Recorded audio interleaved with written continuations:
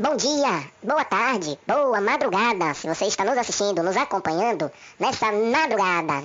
Queridos amigos e amigas, se você não participa ainda dos nossos grupos do WhatsApp, pois estamos fazendo mutirões de pedidos fim do exame de ordem na live do presidente Bolsonaro. Todos os integrantes do movimento fim do examedeordem.com está fazendo mutirão de pedidos. Por favor, Bolsonaro, nos ajude, fim do exame de ordem 2020. E vocês, amigos, que estão nos acompanhando, por favor, venham fazer parte também. Entre agora mesmo no site www.fimdoexamedeordem.com e participe dos nossos grupos do WhatsApp. Siga nosso Instagram. Se inscreva no nosso canal do YouTube e aproveite e deixe seu like. E juntos somos mais fortes. Estudamos 5 anos para defender os nossos direitos e os direitos de todos. Não podemos ficar calados, não podemos ficar inertes. Fim do examedeordem.com. Acesse agora mesmo o nosso site oficial do movimento www.fimdoexamedeordem.com ou, se você preferir, www.fimdoexamedeordem.com.br. Participe agora mesmo dos nossos grupos do WhatsApp. Os links estão na descrição desse vídeo e também está no site oficial do movimento. Entre agora mesmo no site www.fimdoexamedeordem.com e participe dos nossos grupos do WhatsApp, família. Juntos somos mais fortes, um por todos, todos por um. Bacharel em Direito é advogadosim.com. Isso, estudamos 5 anos para defender os nossos direitos e o direito de todos. É um direito nosso, constitucionalmente falando. E a PEC 108 está chegando e vai passar o trator em cima do exame. Como disse Augusto Nunes, o país finalmente volta a ter o direito de ser otimista. Vem da economia os sinais de que o Brasil finalmente está no caminho certo e que o país já começou a decolagem rumo ao lugar de destaque que merece no mundo. A Bolsa de Valores de São Paulo, que funciona como um termômetro do que acontece com a economia, vem batendo marcas históricas frequentemente. As perspectivas de aquecimento da economia brasileira em 2020, embasadas nos dados positivos apresentados recentemente, pode nos dar uma ideia do que vem por aí. Um dos responsáveis pelo começo vitorioso desse resgate do Brasil é o ministro da Economia, Paulo Guedes. Guedes decidiu, pelo bem do país, emprestar todo o seu conhecimento e prestígio mundial para ajudar o Brasil a finalmente ser a potência mundial que sempre sonhamos. Ele sabe o caminho. Paulo Guedes é rico, é uma pessoa que tem mais dinheiro do que pode contar. Não está nessa missão por interesse pessoal. Pessoas como ele são bem-vindas em qualquer lugar do planeta.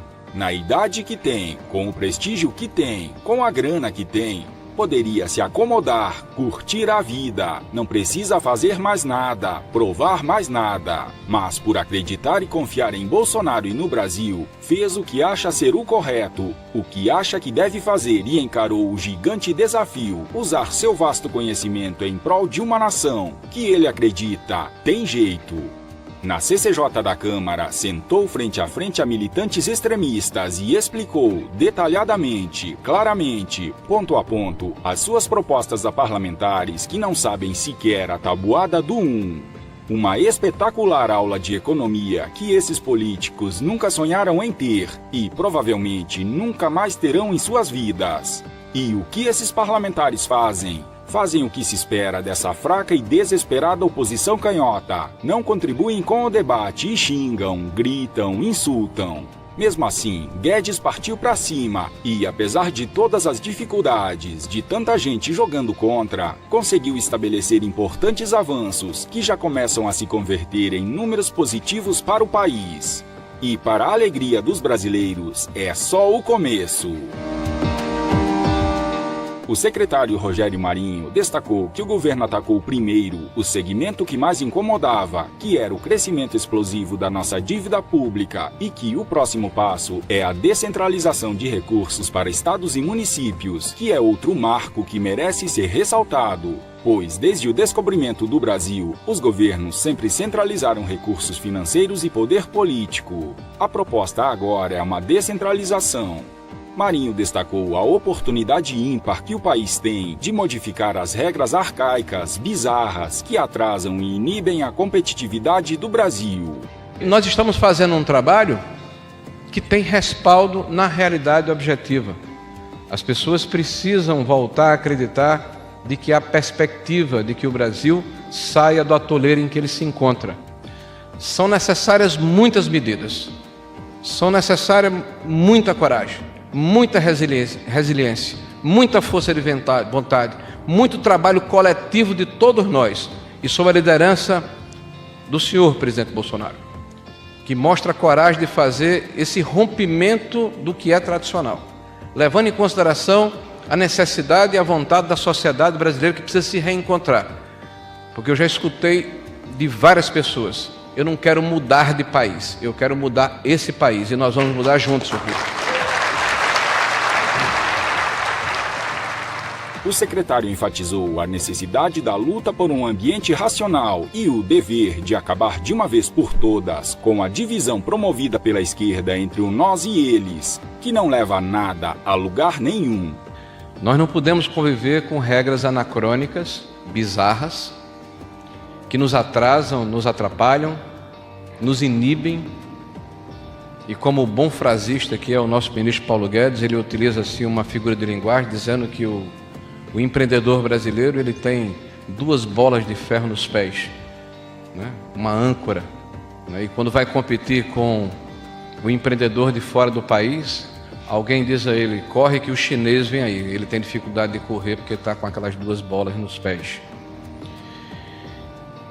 E nós temos uma oportunidade ímpar, e nós não vamos desperdiçá-la. Desperdiçá-la no sentido de empreender, de edificar, de permitir que a sociedade brasileira tenha a oportunidade de fazer diferente, porque foi para isso que o senhor presidente foi eleito, para fazer diferente. Senhor presidente, são com situações como essa que nos dão ânimo para lutar, que nos dão sangue no olho, que nos dão disposição e vontade para fazer com que o país seja um ambiente racional, sem divisão entre nós e eles. Porque quem trabalha e quem emprega tem o mesmo objetivo. Ninguém mais do que o empregador fica feliz quando consegue empregar alguém. E ninguém mais do que é empregado fica feliz quando a sua empresa está bem. Isso é uma combinação, uma conjunção de esforços. E é assim que a gente tem que encarar o setor produtivo. Essa divisão não leva nada a lugar nenhum. E o Brasil, se Deus quiser, vai entender que nós precisamos mudar o Brasil que nós temos. E, senhor presidente, de novo, muito obrigado pela oportunidade que o senhor nos dá de fazer diferente ao seu lado e do nosso líder que nos inspira, o ministro Paulo Guedes. Muito obrigado, senhores.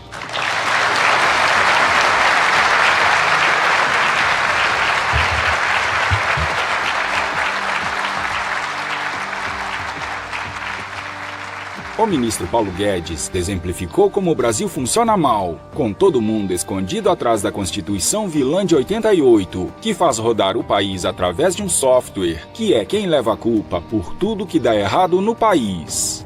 Tem uma série de maus funcionamentos exatamente porque está todo mundo escondido atrás de uma Constituição, carimbou o dinheiro, não é culpa de ninguém. Ninguém toma decisão nenhuma, a responsabilidade não é de ninguém, a culpa não é de ninguém. O Brasil é administrado, nós descobrimos, por um software. Tem um negocinho rodando, aí está todo mundo rodando de um lado para o outro, conversando e tal, mas não, a boa política é desmontar o software, falar, desliga o software, pronto, agora vamos conversar a respeito. Quem está rodando o Brasil, eu descobri, é um cara de um, eu não posso falar, bom, é um software, tem um negocinho fazendo assim, tem um negocinho rodando, e se der errado não é culpa de ninguém. É culpa do software. O software é que fez isso. Então, é como se nós estivéssemos conversando, é o exemplo do tempo que eu dou, né? Tem um teto aqui em cima, cada 10 minutos da conversa o chão sobe 5 metros, ou 2 metros. A gente conversa mais um pouco, sobe 2 metros. Quando espremer todo mundo, a gente, vamos liberar o teto. Não, vamos... Tira aquele software ali que está fazendo o chão subir cada 5 minutos, desliga o software. E conversa a respeito. Então, nós precisamos fazer isso.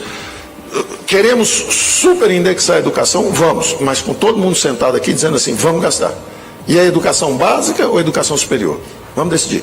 É segurança? É defesa? O que nós queremos decidir? Sentem, decidem, votem, façam como em qualquer lugar do mundo. Desenhem os orçamentos públicos, em vez de jogar a culpa no software. A hiperinflação foi o software, a moratória é o software, a recessão é o software, a crise política é o software. Não, desliga o software, vamos conversar a respeito.